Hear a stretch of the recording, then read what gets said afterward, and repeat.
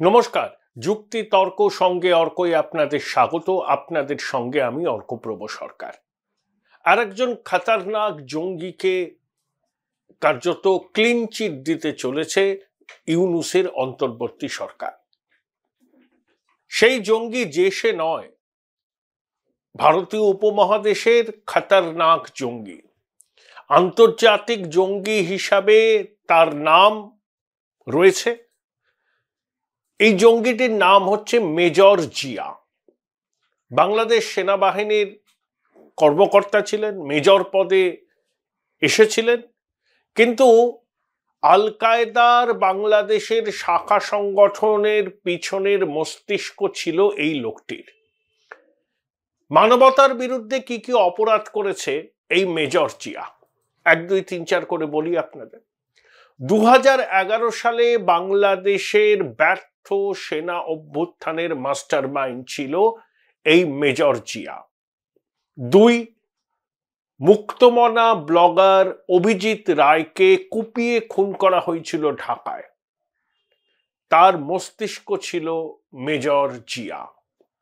3, ভারতীয় দূতাবাসের কর্মীদের উপর প্রাণঘাতী হামলার পরিকল্পনা করেছিল এই লোকটা, কিন্তু বাংলাদেশ এবং ভারতের গোয়েন্দা বাহিনীর তৎপরতায় মেজর জিয়ার এই পরিকল্পনা সফল হয়নি। 4, ভারত বাংলাদেশের মধ্যে বাণিজ্যের জন্য যে সমস্ত পরিকাঠামো আছে সেই সমস্ত পরিকাঠামো ধ্বংসের উদ্যোগ নিয়েছিল সে। শেখ হাসিনা সরকার তাকে প্রাণদণ্ডে দণ্ডিত করে, মানে আদালত। তারপর সে দেশ ছেড়ে পালিয়ে যায়। 14 বছর হলো সে দেশের বাইরে আছে। এখন সে অন্তর্বর্তী সরকারের আইন এবং স্বরাষ্ট্র মন্ত্রকের কাছে আবেদন জানিয়েছে যে রায় আদালত দিয়েছে সেই রায়টাকে যেন খারিজ করে দেওয়া হয়, এবং আমেরিকার প্রশাসনকেও সে চিঠি দিয়ে বলেছে তার নামে যে আন্তর্জাতিক জঙ্গি এই তকমা আছে সেই তকমা তুলে দেওয়া হোক। আসলে জঙ্গি জেহাদিরা অন্তর্বর্তী সরকারের সময় হাতির 5 পা দেখছে। যেমন আনসারুল্লাহ বাংলার প্রধান জসিমউদ্দিন রহমানিকে বীরের মর্যাদা দিয়ে আদালত থেকে, এই কারাগার থেকে মুক্ত করেছিল ইউনূসের অন্তর্বর্তী সরকার। সে হেলিকপ্টারে করে গেছিল তার বোনের জানাজায়। তারপর তার জেল মুক্তি যখন ঘটে তখন একটা খোলা জিপে মাইক ফুঁকতে ফুঁকতে নিরাপত্তা বেষ্টনীর মধ্যে থেকে সে বেরিয়ে আসে। বেরিয়ে এসেই সে ভারতে জঙ্গি কার্যকলাপ চালু করার পরিকল্পনা করে। এই যে সম্প্রতি পশ্চিমবঙ্গ, আসাম, কেরালা থেকে যে 2-3 জন জঙ্গি ধরা পড়েছে, তারা সবাই জসিমউদ্দিন রহমানের আনসার আল্লাহ বাংলা টিমের সদস্য। এই জসিমউদ্দিন রহমানের সতীর্থই হচ্ছে মেজর জিয়া। এই জঙ্গিরা মনে করছে এখন বাংলাদেশ হচ্ছে তাদের ক্ষেত্রে খুব নিরাপদ। জঙ্গি জেহাদিরা জেল থেকে বেরিয়ে আসছেন, তাই মেজর জিয়া ভাবছেন এ তো সুবর্ণ সুযোগ। আর বাংলাদেশের আইন মন্ত্রকের উপদেষ্টাকে জঙ্গিদের ধর্মপিতা আসিফ নজরুল। বাংলাদেশের আইন মন্ত্রকের সুপারিশেই জসিমউদ্দিন রহমানের জেল মুক্তি ঘটেছিল।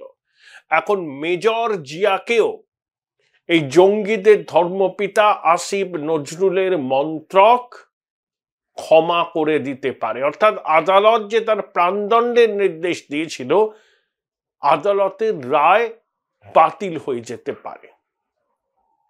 তবে ট্রাম্প যখন ক্ষমতায় আসছেন, মেজর জিয়ার নামে যে আন্তর্জাতিক সন্ত্রাসবাদীর তকমা আছে সেই তকমা সহজে উঠবে না। কিন্তু বাংলাদেশের সরকার, তাদের আদালত, যেটা কার্যত অন্তর্বর্তী সরকারের হাতের পুতুলে পরিণত হয়েছে, তারা কিন্তু এই মেজর জিয়ার ফাঁসির সাজা মুকুব করে দিতে পারে।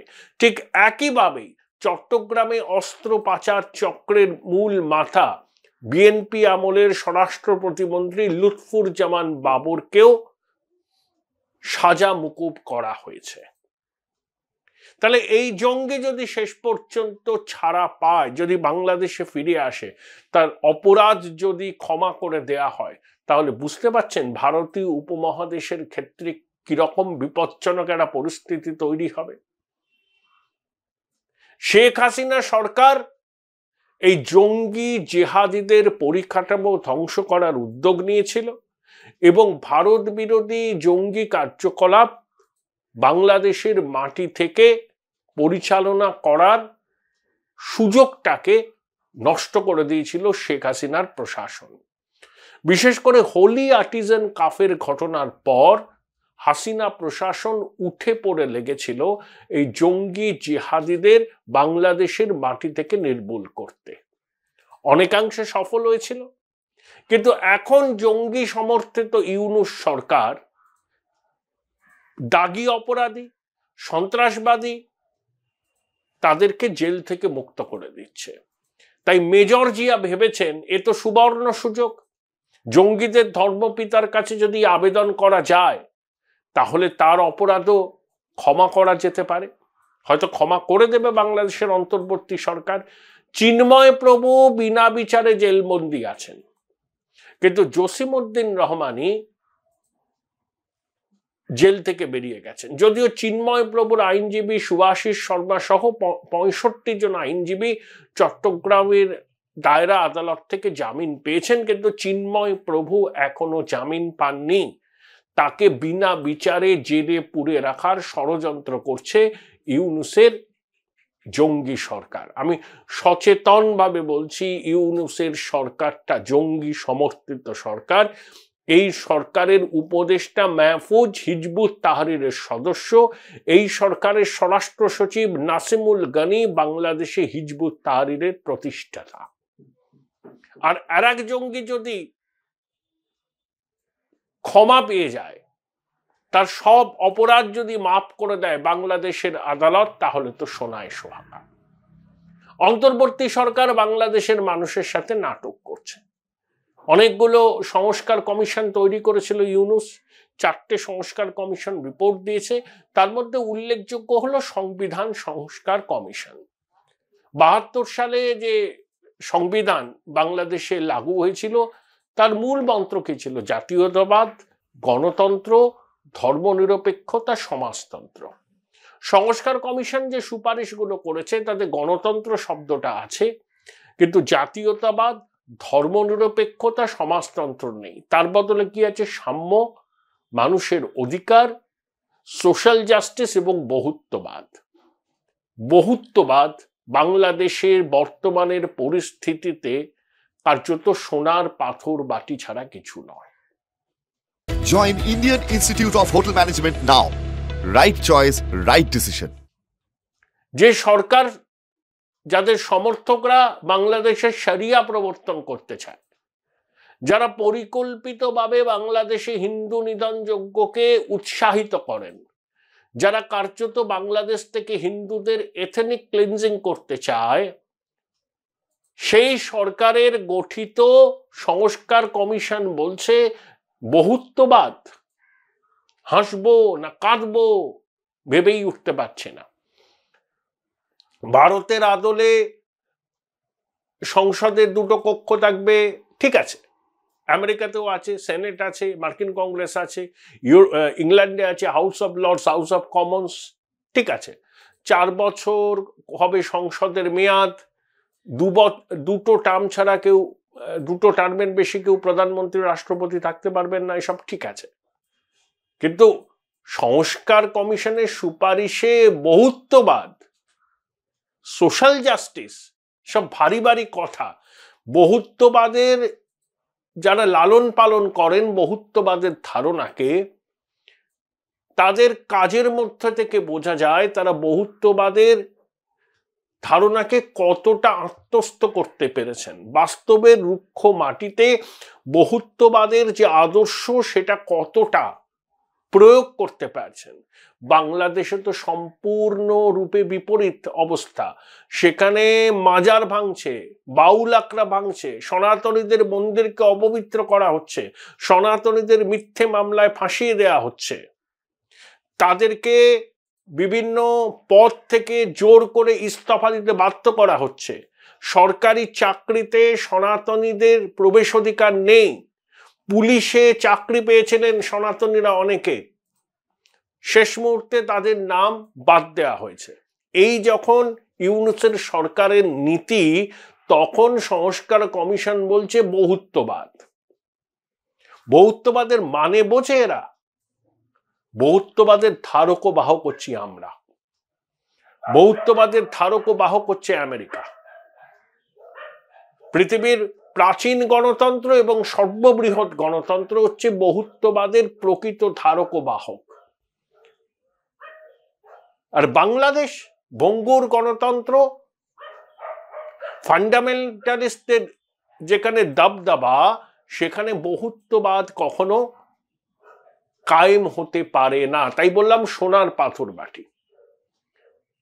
আর নির্বাচন সংস্কার কমিশন, সংবিধান সংস্কার কমিশন, সেটা লাগু হবে কি লাগু হবে না, রাজনৈতিক দলগুলোর সঙ্গে আলোচনা হবে এবং তারপরে গণভোট। দেখুন, আওয়ামী লীগকে বাদ দিয়ে কোনো সংস্কার লাগু হতে পারবে না, কারণ আওয়ামী লীগ বাংলাদেশের যারা ভোট দেন তাদের 1/3 মানুষের সমর্থন সবসময় পাবে। এটা আওয়ামী লীগের ভোট ব্যাংক। এই ভোট ব্যাংক কিন্তু ফাটল ধরেইনি।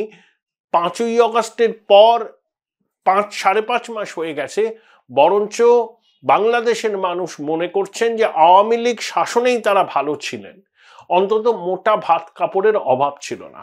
এখন যেটা হচ্ছে সেটা হচ্ছে মবক্রেসি, মব জাস্টিস, লুম্প্যানোক্রেসি।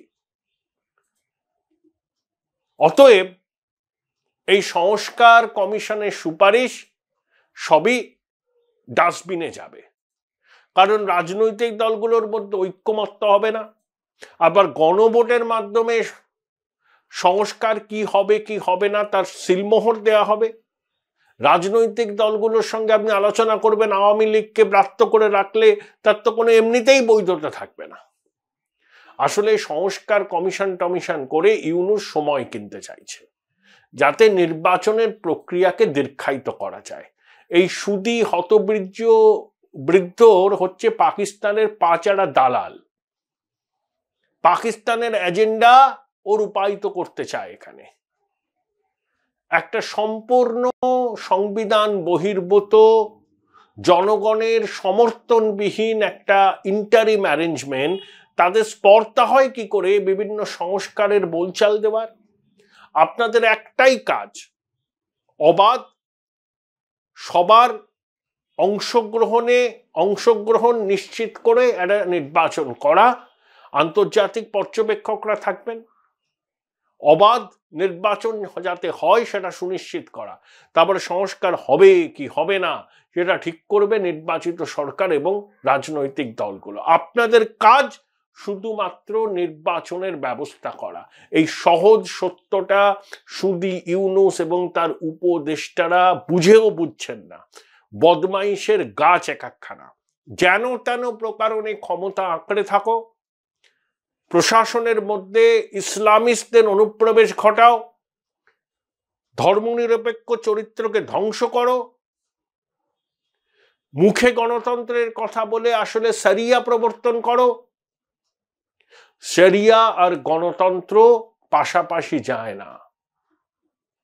যারা শরিয়াকে মানেন তারা গণতন্ত্রকে বিষধর সাপের মতোই মনে করেন।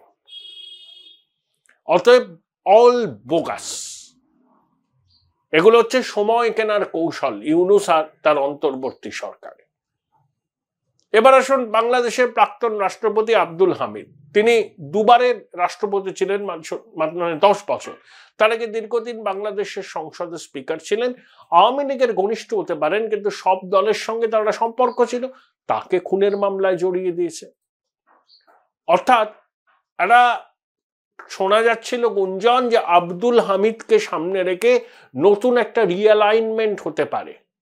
আওয়ামী লীগের কর্মী সমর্থক সমমনস্ক মানুষরা ওনাকে সামনে রেখে একটা নতুন ফরমেশন করতে পারেন। সেটাকে অঙ্কুরে বিনষ্ট করার জন্য ভদ্রলোকের বিরুদ্ধে খুনের মামলা দায়ের করা হয়েছে। অর্থাৎ মিথ্যা মামলা দিয়ে দাও, বিনা বিচারে আটকে রাখো, আদালতের উপর চাপ সৃষ্টি করো যাতে কেউ জামিন না পায়, নির্বাচন নিয়ে কালক্ষেপ করো। এই সুযোগে প্রশাসন এবং অন্যান্য গুরুত্বপূর্ণ জায়গায় র্যাডিক্যাল ইসলামের ধারক ও বাহকদের ঢুকিয়ে দাও, যাতে বাংলাদেশের ইসলামিকীকরণ সম্পূর্ণ হয়। এটাই পাকিস্তানের এজেন্ডা। শুধু ইউনূস সেই পাকিস্তানের এজেন্ডাকেই বাস্তবায়িত করছে, তাকে সমর্থন করছে জঙ্গি জিহাদিরা। এটাই হচ্ছে ফ্যাক্ট। এটাকে অস্বীকার করা মানে মূর্খের স্বর্গে বাস করা।